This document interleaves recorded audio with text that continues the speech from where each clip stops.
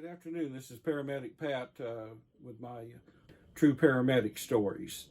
As a paramedic, if you ride in one area in one district for any great length of time, you get your regular patients. A lot of time they're elderly people with all kind of chronic medical problems, diabetes, heart trouble, just a myriad of different things, breathing difficulties, people with severe asthma, things like that.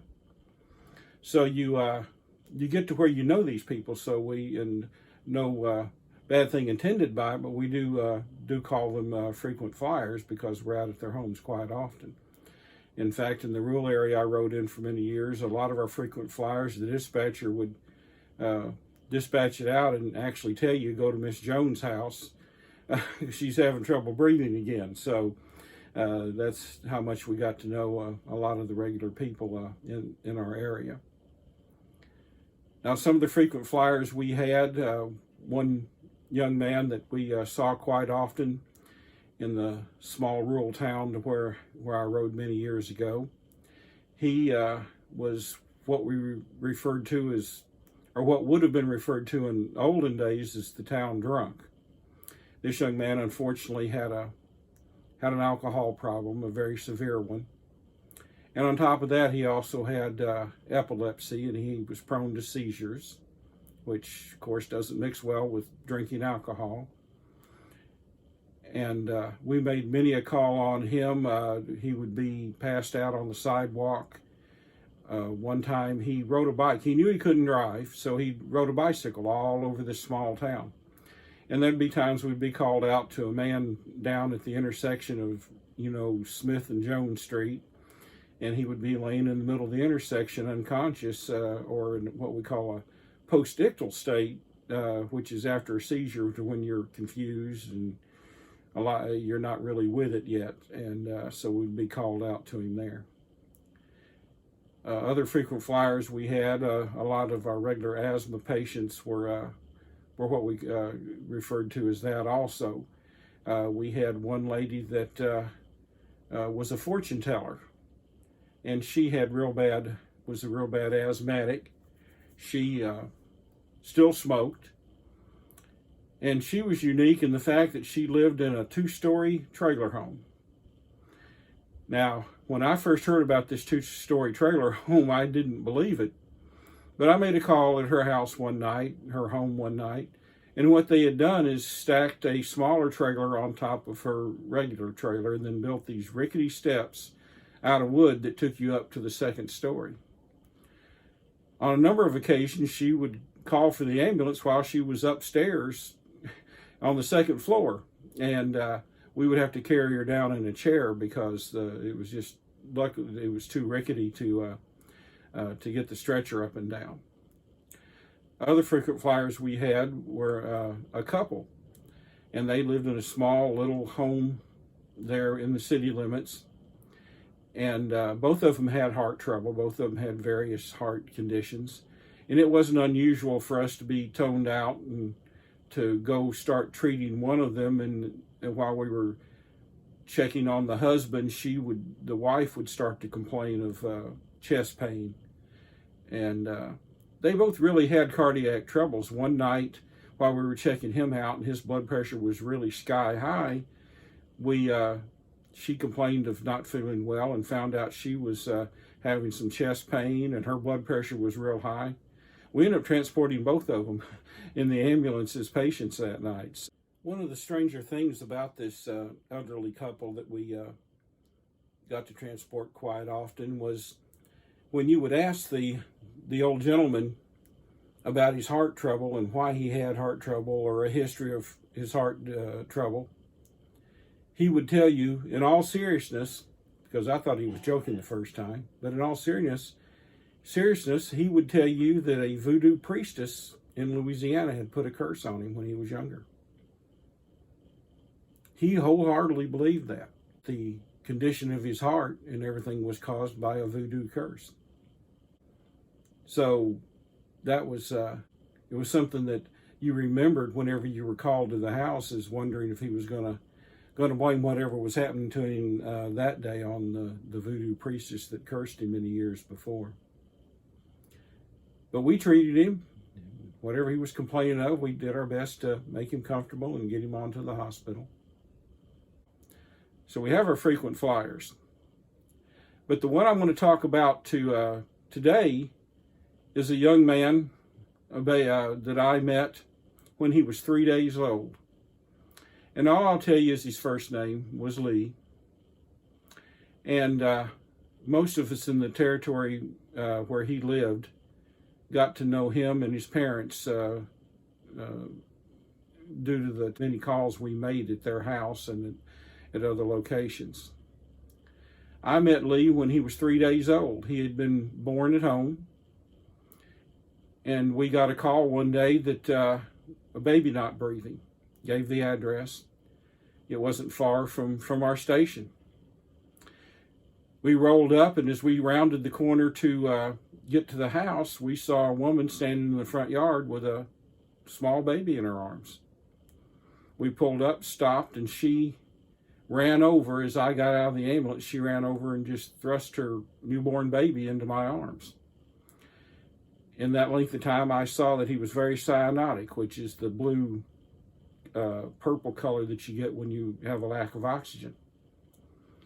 I looked down, I listened for breathing, and he was fighting to get air into his lungs. He wasn't gone yet. He still had a heartbeat. And I could see him kind of fighting to try to get air in. Well, as I ran to the back of the ambulance, I started doing mouth to nose. It was actually, you put your, for little babies, you put your mouth over their nose and their mouth to breathe. So I ventilated him a couple times as I got up in the back of the ambulance.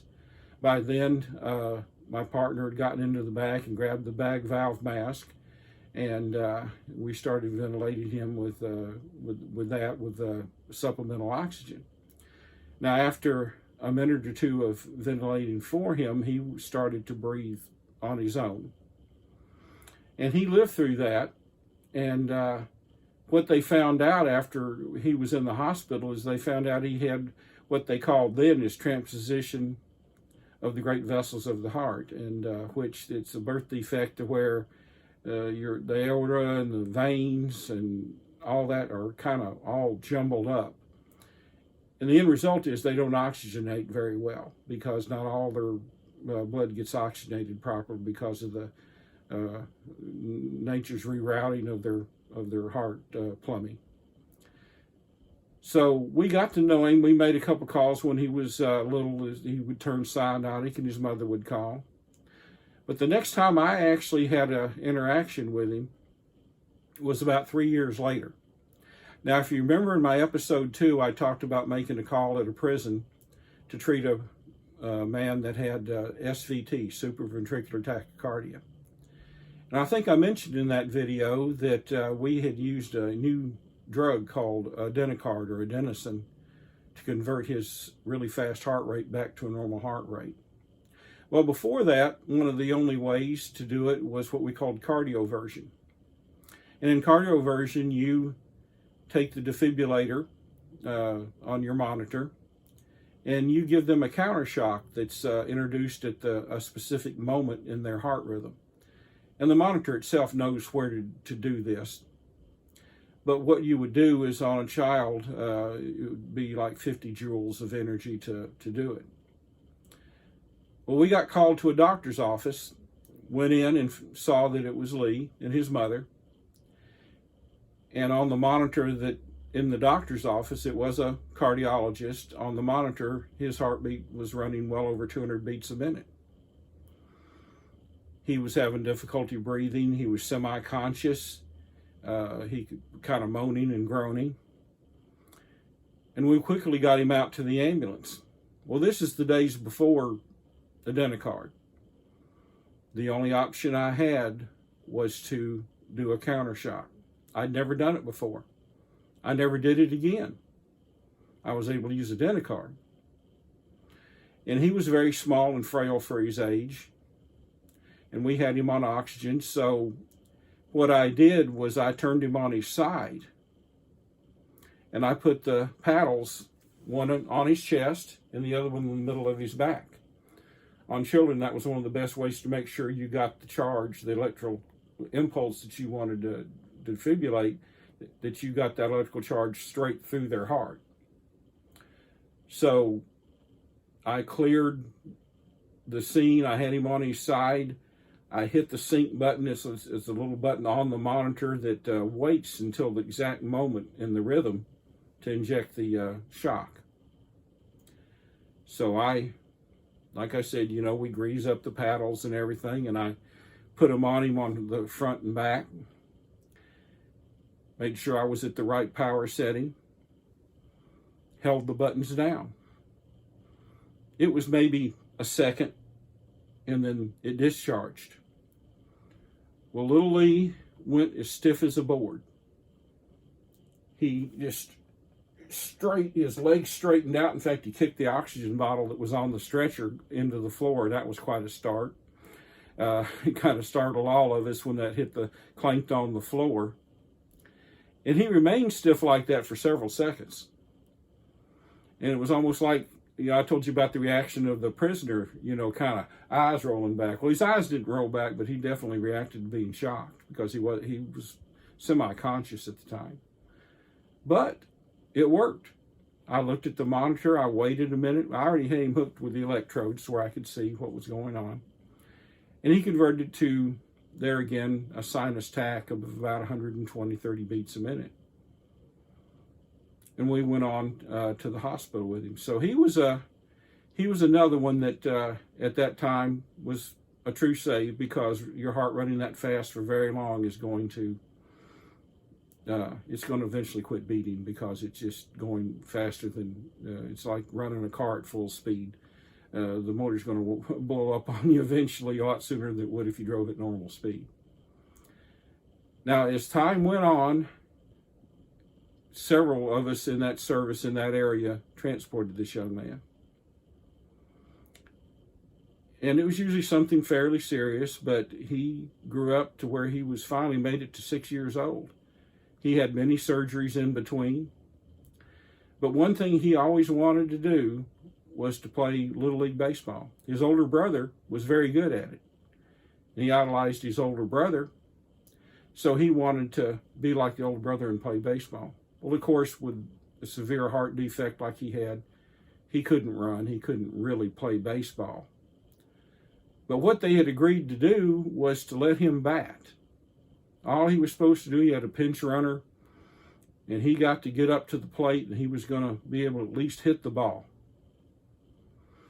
And this is probably one of the more ironic things that ever happened. Now, I didn't make the call that day, but another paramedic that knew him did. And Lee got up to the plate, took his stance, he'd shown him how to bat. And before they threw the first pitch, he collapsed at home plate. 911 was called. His dad comes out and starts CPR. Both mom and dad knew how to do CPR. The paramedic arrives on the scene, instantly knows who it is. Sees him doing CPR and knows that's, of course, that's not good. And he did everything he could to try to get his heartbeat back, but that was the end. His heart wasn't going to beat anymore. There's not many times that you hear of a patient dying that you shed a bitter tear or a sad tear. But I did for him. I think all of us did that knew him. He was a likable little boy. His parents were great people. And he made it to 6 years old when many kids with that disorder did not make it to 6 years old. And people, would say, well, he died doing what he wanted to do.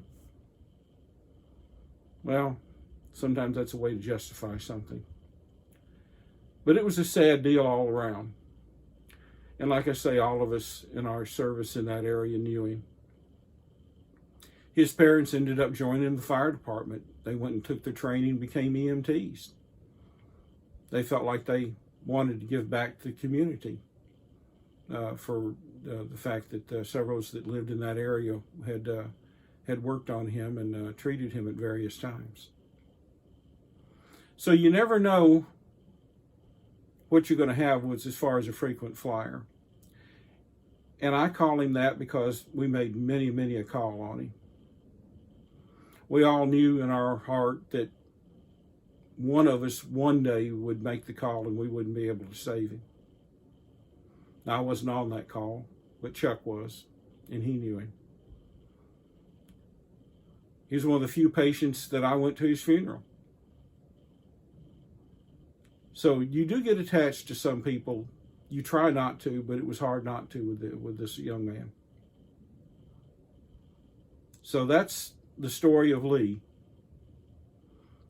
And I like to tell people about that to let you know that our patients, in many cases, were more than just the next call on the roster and the next address that we were running to. We knew who he was. And there were other patients the same way. Like I said, we had people that were diabetics that were prone to eat in the morning and forget to take their insulin. Take their insulin, forget to eat, run your sugar way low. And so you get to know him. But I probably knew Lee better than any of the other frequent flyers I had. So that's my story today. It's not a happy one. It is in some ways, but it's not really a happy one. He didn't get to live to be an adult. But you're affected as a paramedic. If you have any feelings at all, you're affected by the people you treat. And with the ones that you see quite often, you get to where you know them. You get to where you know the family. So it's more than just running a call and leaving the hospital and being done with it.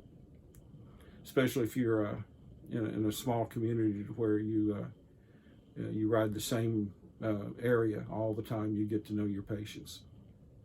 All right, well, that's my story today, and I'm sticking to it. Appreciate everybody that's watched my other videos and commented and liked it. And of course, I ask, like most YouTube people, to subscribe and to leave a comment. If you things you want to hear about, certain type of call, personal experiences, or whatever, as long as it pertains to EMS or fire department or something like that, I'll try to answer it or maybe do a video about it. So that's my story today, and we'll catch you next week with another story that hopefully you'll enjoy hearing about.